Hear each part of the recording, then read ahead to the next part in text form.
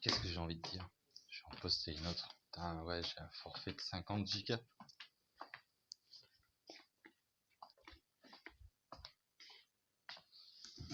Terrible ces cigarettes.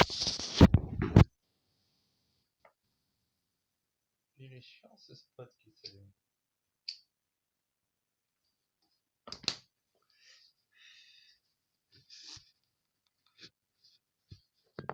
Et bah la révolution siempre. Qu'est-ce qu'on doit faire dans ce monde?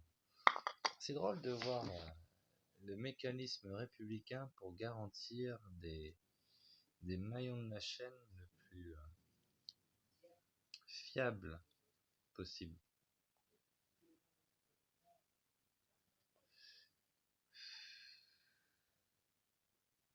Si tu as des parents un peu, on pourrait dire, divergents, réfractaires,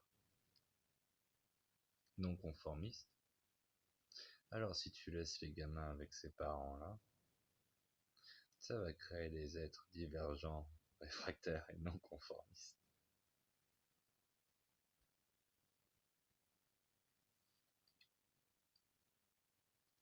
Le sujet, le fameux sujet de la violence.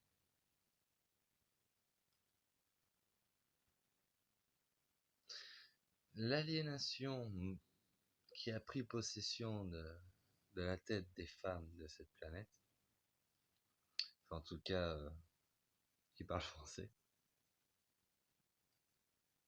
a provoqué des caractères, des comportements tellement, qu'on pourrait dire, énervants, malsains, menteurs, remplis de péchés,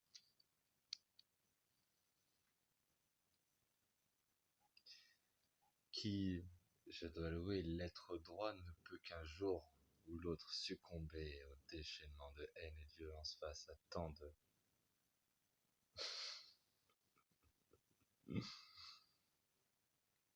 Tu me diras, c'est plutôt bien présenté sous cette forme-là, quoi.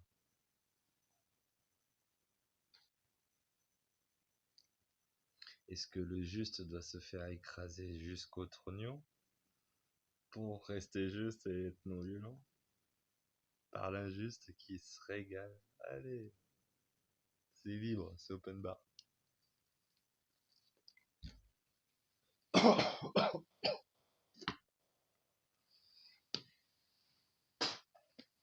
C'est vrai que techniquement, non de rien. Je suis le propriétaire d'une maison à l'abandon qui nécessite des frais de plus en plus gros. Et faut dire que l'année où Audrey est passée à la maison, bah, ça a mis un gros sec à plein de trucs de la maison, notamment la plomberie, les portes.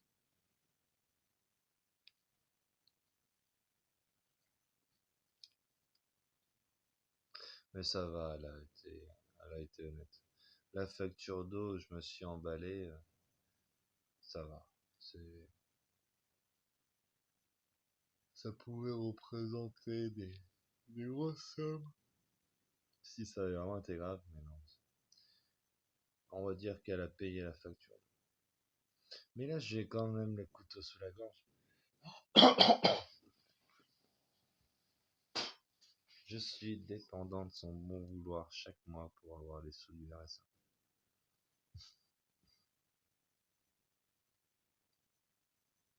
Quelle est ma vie? Qu'est-ce que je raconte? Et si j'initiais avec ce nouveau format le compte de cette vie? Qui suis-je? Né en l'an de grâce 1988, j'ai eu la chance d'avoir pour père un héritier, Yvan-Pierre Amaneux, né d'une famille avec un grand-père et une grand-mère paternelle bien placés dans la société et la hiérarchie sociale bourgeoise, et d'une maman, fille de paysans émigrés italiens, tailleur de pierre pour mon grand-père, femme de ménage dans les écoles pour ma grand-mère. Elle a des grands-parents plutôt modestes, mais qui à l'époque des 30 glorieuses, tout ça, a quand même fait, a été capable de s'abriter, d'être chez eux. Mais après leur gentillesse et simplicité d'esprit les a rendus fragiles et tout ce qu'ils ont mis une vie entière à construire, leurs enfants les ont dilapidés en 10 ans,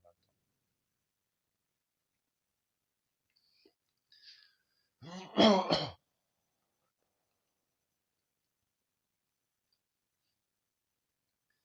C'est simple avec si on devait raisonner à l'échelle de la famille, il y avait plus d'espace vital en pleine propriété du côté de ma mère. À l'époque de mes grands-parents vivants, qui étaient paysans, qui ont fait des crédits, pas des crédits, mais qui ont acheté une campagne en viager avec le plus long viager de tous les temps.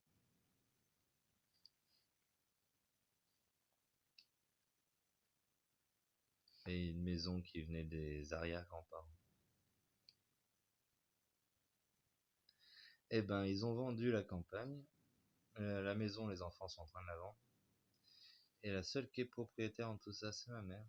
Et les autres, ils sont locataires et ils ont plus une thune, ils ont jamais une thune.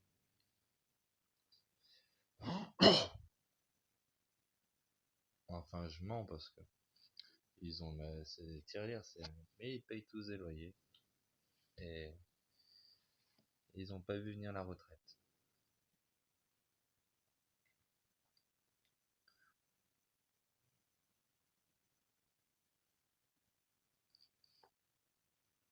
Mon père est décédé tôt,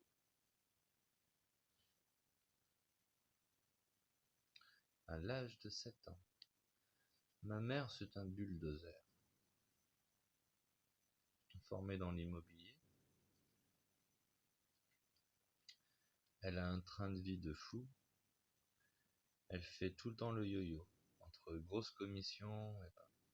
Et elle va même investir des sommes faramineuses pour gagner face à la justice et la corruption d'État qui empêche que les personnes débrouillardes comme elle puissent faire des trop gros chiffres.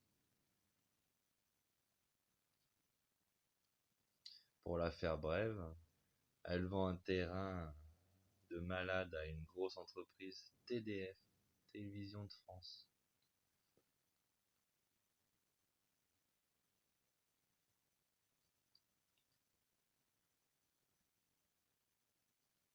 Et vu que le président Tahiti s'est mêlé dans l'histoire,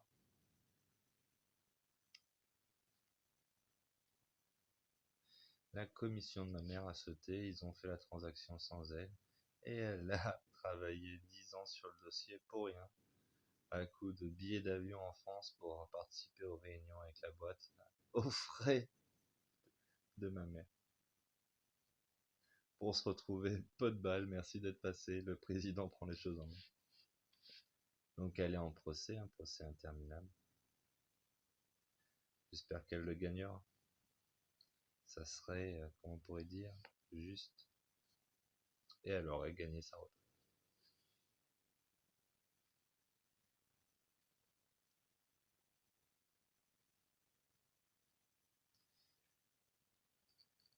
Moi, je suis quoi? Un paresseux qui est né avec une cuillère en or dans la bouche. Et le pire, c'est que celle qui m'a nourri, c'est celle qui n'a pas arrêté d'argent, mais qui l'a produit et fait au... On avait un bon rythme de vie, offert par ma mère, qui a travaillé comme un buffle.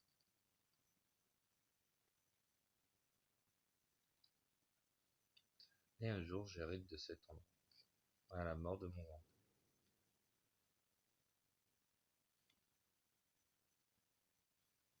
Anti-système, quelque chose va pas bien dans ce monde. Comment ça se fait que Jacques Cheminade, qui se présente depuis 1995, ne soit pas le président de la République, vu la qualité de ses idées et de son programme par rapport à la concurrence, quoi. une sorte de conscience et de volonté au fond de moi d'arrêter de croire tous les on-dit ou les premiers avis. Ah, mais c'est normal de choisir à chacun ses opinions, moi je suis plus de droite, plus de gauche. La politique, le gouvernement, la vie en société, c'est de la gestion humaine qui pourrait même se rapprocher un peu d'un côté scientifique. Il n'y a pas de bon ou de mauvais candidat ou de choix personnel. Quand on est face à une situation de gestion d'un pays et qu'il faut garantir à l'ensemble les meilleures conditions de vie, des règles communes, juste tout ça,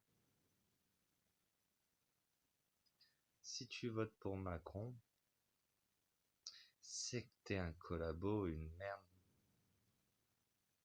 Il n'y a pas de... y a...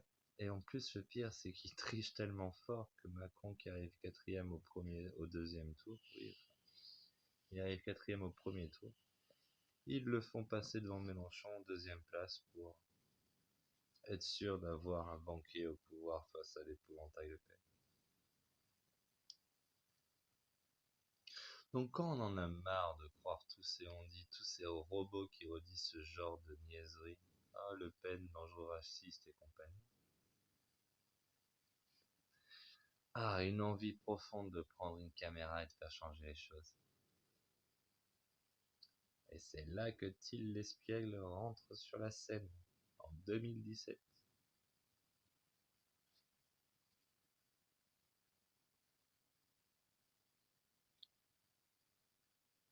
Et en 2021, l'État prend possession du corps de mon fils quand je vais lui vendre à l'état civil, avec son acte de naissance.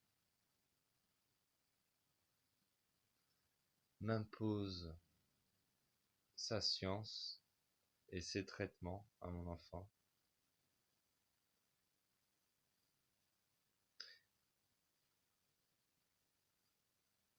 Tout en me demandant un accord que s'il n'est pas respecté, je finis jugé. Ah non, je vous autorise pas. Ah, si vous ne nous autorisez pas, on va vous signaler au procureur. Ah, les enculés. Pourquoi tu demandes une autorisation? Si tu veux, au final, tu prends le gamin et tu lui fais tout ce que tu veux, avec ou sans. Qu'est-ce que c'est hypocrite de demander le consentement des parents? Le consentement éclairé. Ah, si vous ne consentez pas, au bout de la chaîne, vous perdez votre enfant. Et on va le faire tout ce qu'on veut de lui. Pouponnière, famille d'accueil. Et un jour, s'il y a un grand-duc qui veut passer pour le prendre de la famille d'accueil un week-end sur deux, et rigoler avec, bah, bien sûr, c'est possible. Il est beau le consentement éclairé pour la vie médicale.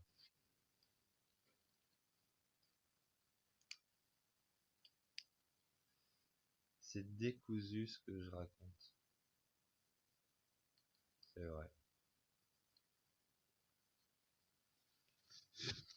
J'ai envie de dire, comme